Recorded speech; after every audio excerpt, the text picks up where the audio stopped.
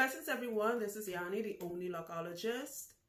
Welcoming everyone back to my videos, my YouTube videos. Most importantly, I just want to take a moment to thank everyone that continues to support my videos. And you guys really encourage me to post more. Contrary to popular beliefs, it takes a lot out of me to post these videos. All right, but I did a Q&A part one a few days ago. I think it would have been like 5 days ago, 6 days ago. And I said part two will be me answering the questions. Sorry. You guys were told to leave some questions and I'll have all of them and I'll pick some of the questions and answer them. Okay, so this video is part two to that. Okay, so disclaimer, please. Knowledge is like, when it comes to knowledge, like we say in Trinidad, knowledge is like a plate of food, right? Especially for those of you that eat meat.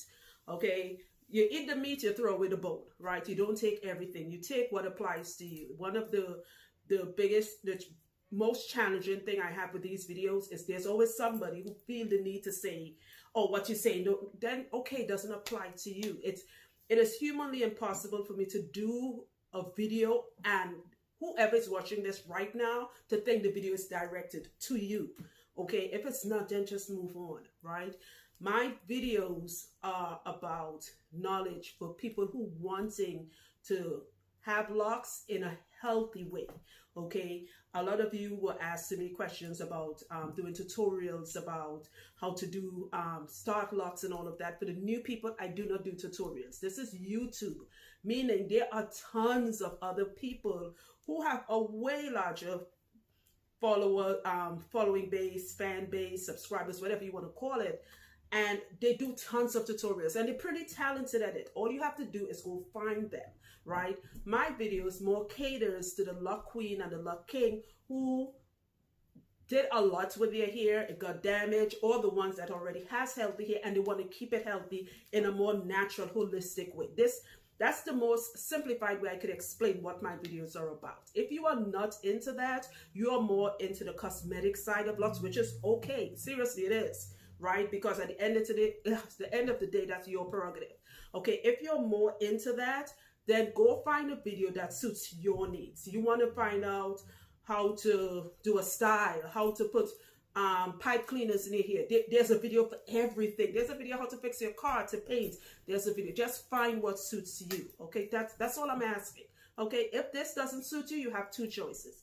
You either watch my videos for entertainment, which I do a lot of that on other YouTube videos, or let's move on. It's that simple.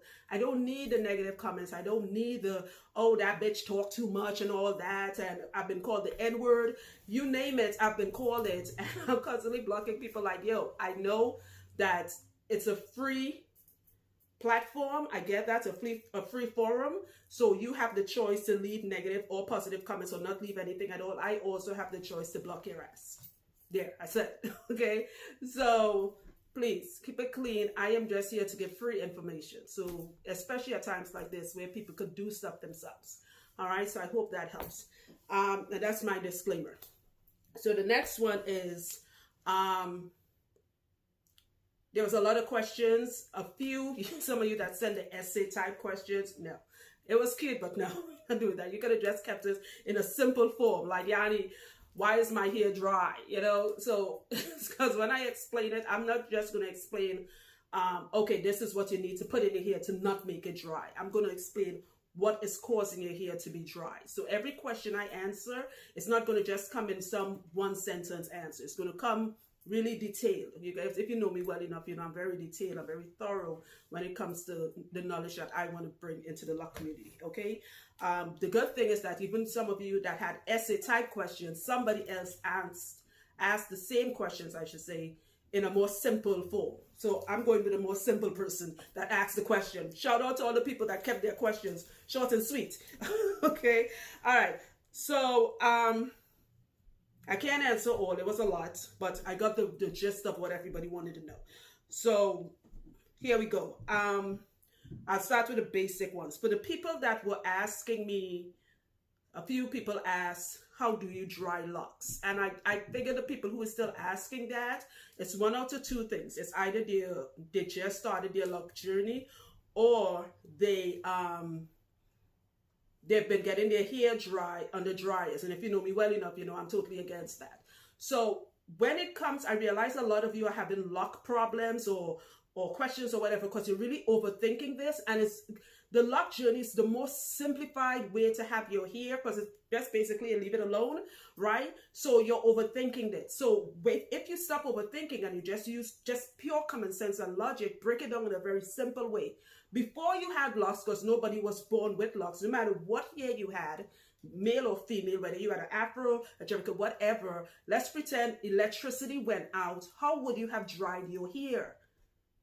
With a towel. It's that simple. You just use a towel to dry your hair. That's how I dry my clients. I don't use dryers. I use towels. I have, I think, over 60 or 70 towels, and every time a client use, some clients I have to use 2, 3, 4, 5 towels on their head, and we have big towels based on the length of the client's hair, and we don't reuse towels. We just give them a new one. You use a towel. So you wrap your hair up in a towel and you let it dry. And it dries just as good because it's what you've been using since you've been alive. Long before you had locks, you've always dried your hair with a towel. Having locks doesn't make it, it's still here. It may take a little longer, and that's again if you want to do it the natural way. I personally don't like dryers because what it does, what is a dryer? Again, look at it in a simple way. It dries the hair out. So just use a towel. If you need to use more than one towel, then use it based on the length of your hair or the thickness of your hair. My hair takes forever to dry, so I dry my hair with almost 6 towels. So at night, after I wash my hair, I have to spread towels on the bed, and while I'm sleeping, it's still drying. No dryer touches this, right? And it's fine. Just use a towel. So that's it in this very simplistic way. Okay, remember, you will hear me saying this phrase a lot in this video, and it is lengthy because it's a lot of questions I'm going to answer. I'm going to break it down in a very simple way, but most importantly, I'm going to keep saying this phrase. Do not overthink it when it comes to the lock journey, okay? So just to wrap that part up, when it comes to drying your hair, for the people now starting locks or whatever, use a towel. Now, if you go by your loctician or whoever after all this craziness is over and they want to use a dryer, that's your choice. Use your dryer. Okay, so the next question was, I had to paste and copy everything on my phone, so forgive me. What's a good, somebody by the name of May, M-A-E, said, what's a good conditioner substitute or substitute? Also, do you have to wet your hair before oiling it? I hear that a lot, that water is the moisture and oil seals it in. We didn't, that's what the person is asking. Okay, so she's basically asking 2 questions. What's a good conditioner substitute? And do you have to wet your hair before you oil it? Okay, so let's start with the conditioner. Again, I know a lot of these questions are coming from new people subscribing to my page, so I have to cater for them more than the people who already know all this information. So I know some of you watching this will be like, we already know what Yanni's going to say. I don't use conditioners. I don't, because conditioners are residue based. That's why long before you had locks, especially for the ladies, when you had perms, weaves, whatever in your hair, when you put in your conditioner, your hair had that nice slimy, silky feel, right? That's a residue they put in it, a detangler that prevents your strands from tangling. That's why it was so easy for you to comb your hair after you condition. If you read the back of a conditioner bottle, it says apply, massage, and then comb through. Conditioners are detanglers. Locks are formed from tangled hair. So just using conditioner in locks is very counterproductive. So you don't put conditioner in locks, all right? I don't do it for my clients. You do not need to condition locks. It's your hair in its most natural state. So you don't need to take it out of the current condition it is in to put it in a different state. So you just leave it. You wash your hair, and I'm going to explain what you wash your hair with in another question. You wash your hair and you towel dry it. You don't use conditioners, all right? Conditioners, or as I said, it creates residue, build up, and all that stuff in time. You're not going to see it right away, but as your lock journey grows and your hair grows, you're going to get a lot of that odors and all of that. And I'm going to go into more explanation with that in a further question. The oil. No, you do not need to wet your hair to oil your scalp. You're just oiling your scalp, right? So pick the oil you want. You do not need a bunch of oils, right? And you do not need to oil every day. Just pick the oil you want, put it in a little applicator bottle. This is an applicator bottle. Always it's an applicator bottle because it has a little nubby nub on the top. and you apply it like you're drawing onto your scalp, and it's that simple. That's it. Okay? So I hope that question, that answer, I'm sorry, my phone, answers your question, me. Okay, so delete. Guys, bear with me here. All right, so the next question came from Hamida. Hamida, I hope I'm pronouncing your name correct, Hamida. You mentioned not washing locks often. Is there anything you advise to use to cleanse the scalp, between washes? For example, witch hazel and peppermint. Thanks for keeping your questions short and sweet. That's what I like. You didn't send an essay to ask me that. I mean, keep mentioning this with all the essay people. I know they're looking at it like, damn, yeah, you shut up. All right. So, again, when it comes to locks or anything, whether it's your diet, whatever, you have to do what suits you. All right. I know a lot of people hold on to my every word, and even I say, you don't have to do that. Don't do that. Don't hold on to everybody's every word. Right. When it comes to myself and my clients, most of them, I would say 85% of them do not wash their hair often. Right. What washing does, it dries the scalp out. And I've explained this several times in videos. Right. Your hair grows from your largest organ, which is your skin. So you'll notice when you shower, most of us shower every day, or some people twice a day if it's in the summer, whatever, based on your lifestyle.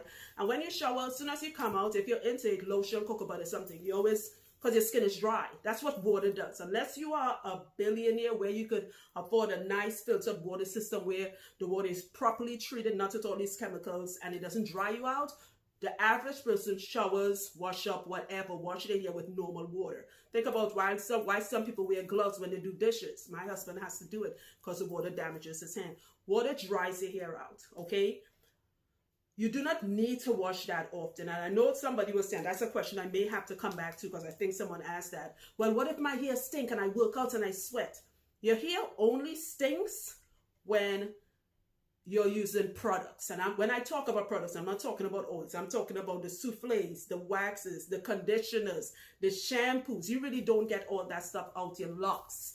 I'm not talking about ordinary hair. I'm talking about locks. Because whatever we put in our hair stays in our hair.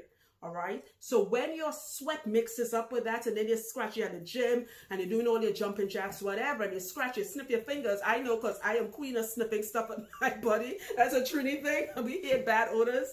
Right? Anything you're like, oh, why my hair smelling so sweaty? Right?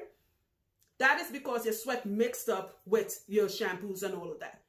Okay? Sweat, it is fine to sweat. You're supposed to sweat. Panic when you're not sweating. Right? If you drink a lot of water and your body is cleansed and you're eating properly, your sweat will not have your scalp or your hair smelling bad.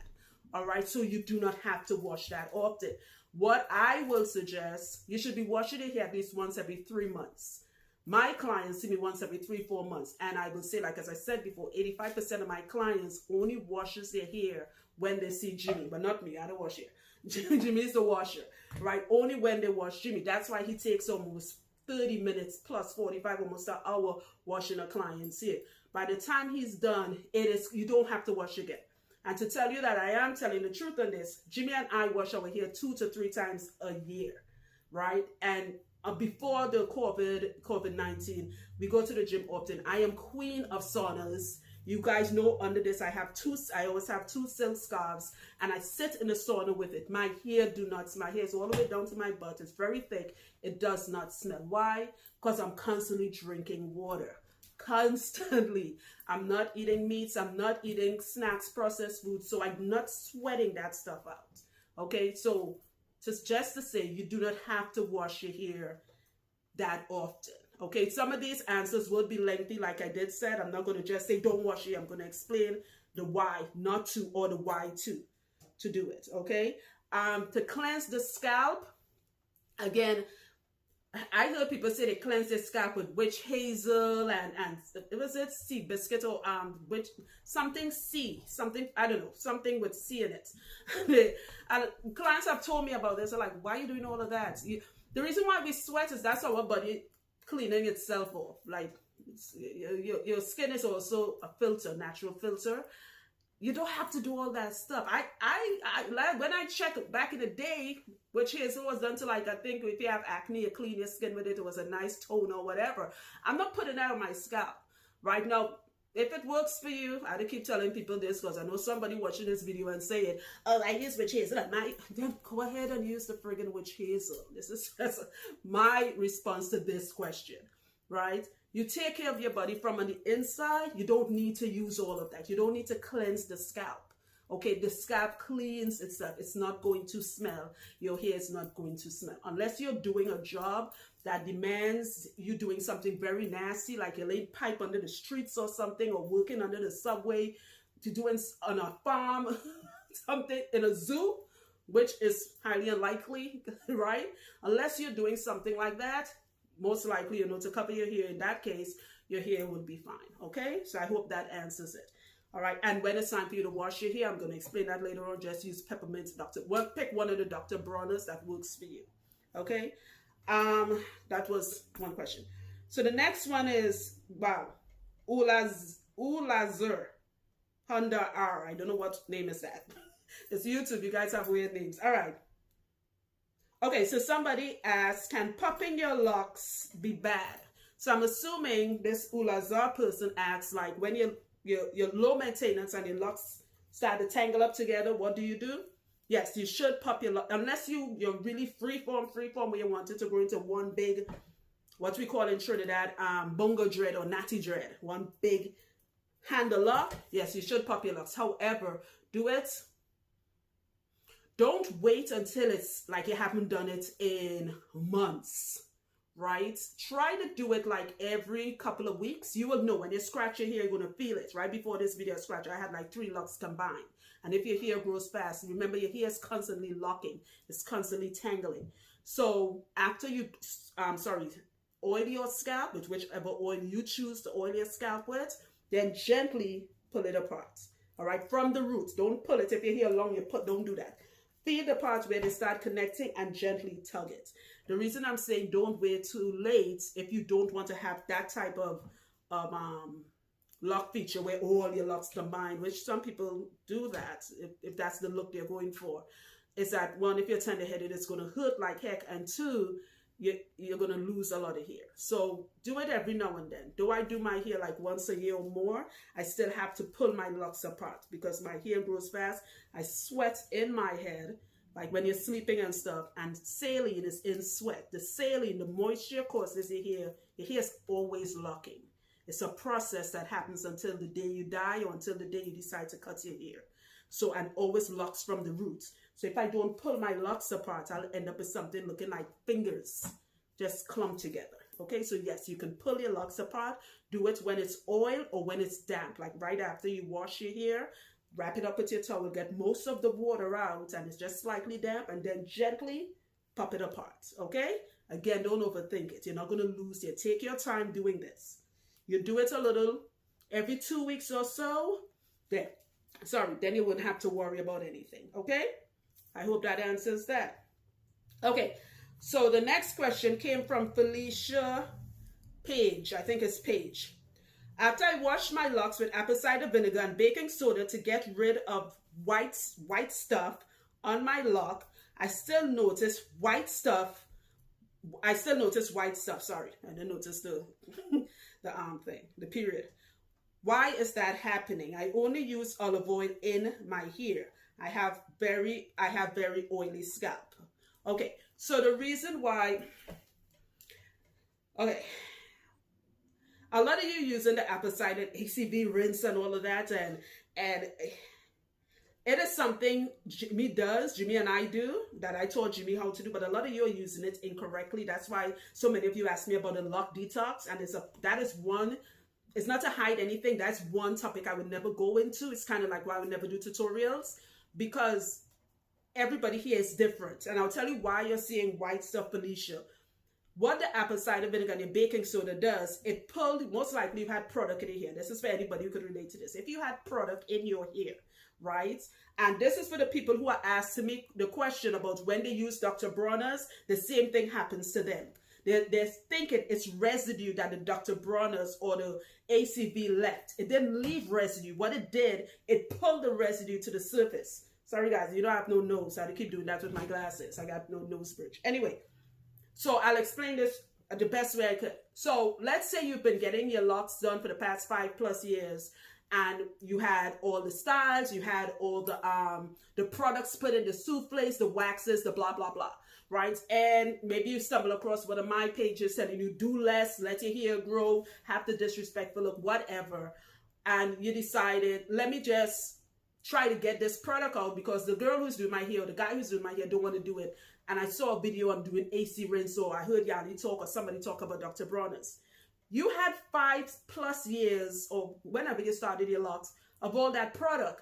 You're not using shampoo and conditioner that's residue based. You're not using Dr. Bronner's or the ACV rinse or whatever that's anti-residue. What it did was it took all the oil from all that product he was using out, and it pulled all that sticky, mushy stuff to the surface. That's why it looks more obvious.